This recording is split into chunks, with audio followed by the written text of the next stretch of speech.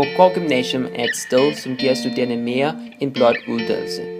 Livet på Brugård Gymnasium kendetegner venskab, samarbejde, nysgerrighed, inspiration og ikke mindst innovation.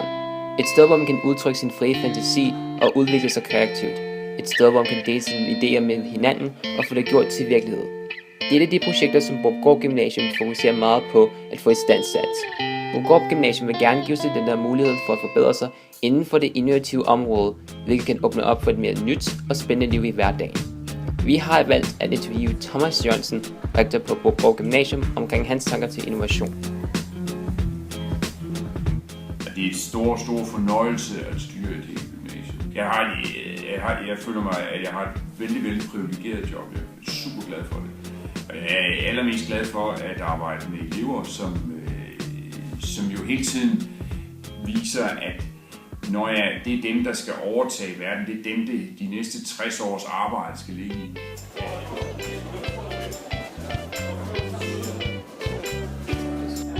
Innovation, det er nytænkning og udvikling. Innovation, det er at være opfindsom og prøve en masse nye ting. At hele tiden komme med nye idéer. Ja. Innovation er at være nytænkende og komme med nye idéer. Jamen, innovation. Jeg har jo noget for det, men jeg ved ikke rigtig, hvad det er. Jeg tror, det er noget med krop og system at gøre. Det er vigtigt, at vi arbejder med innovation og er innovative, fordi at jeg tror simpelthen, det er den måde, vi skal tjene nogle penge på som samfund i fremtiden. Det er simpelthen vigtigt for vores samfund kan overleve, at vi er innovative.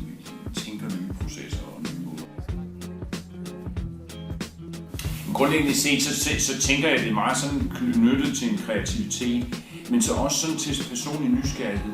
Jeg hader folk, som sidder og siger, nå, men det gider jeg ikke, og jeg vil bare sådan ligesom se X-Factor, jeg vil bare ligesom have leveret alt det, jeg ved i forvejen. Altså, jeg synes, det er super interessant med mennesker, som vil lære noget nyt, og vil lave noget nyt, og lave nogle ting på en anden måde. Så jeg tror bare, at man får et spændende liv. Man kan være innovativ. Det tænker nyt. Det er det, jeg vil sige. Innovation er nytænkning og at gøre ting på andre måder. Noget om at tænke nyt og være lidt anderledes end alle andre og prøve at komme med nogle nye idéer, som ikke før er blevet tænkt. Innovation er, når man forsøger at tænke nye tanker om noget, som man allerede kender til. At man forsøger at løse en opgave på en alternativ måde, der kan komme flest muligt til gavn. Innovation er en kreativ måde at tænke på, der er til for andre mennesker. Der er også de der andre måder. Kan man være innovativ i dansk? Ja, det kan man faktisk, fordi det er nogle forfattere, der er det. Kan man lære det i fysik? Ja, det kan man i høj grad. Altså.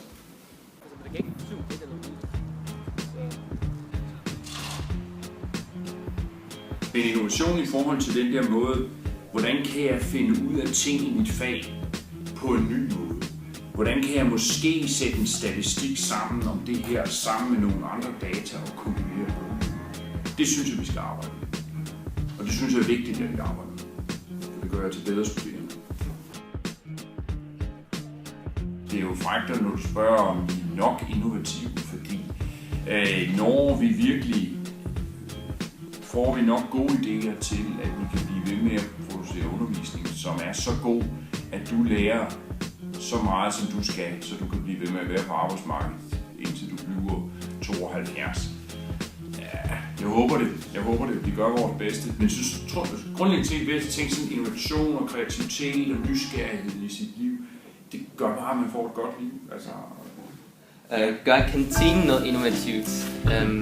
Ja, hun leverer jo ikke lige fra en ny nordisk køkken, og jeg tror, der er for mange elever, der gerne vil købe hendes burger, sådan som de burger har set ud nu engang de sidste 10 år.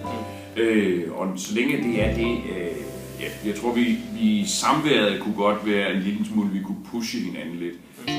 I konklusion, innovation. Fra idé til faktura. En ny måde at leve livet på ved hjælp af sin kreativitet.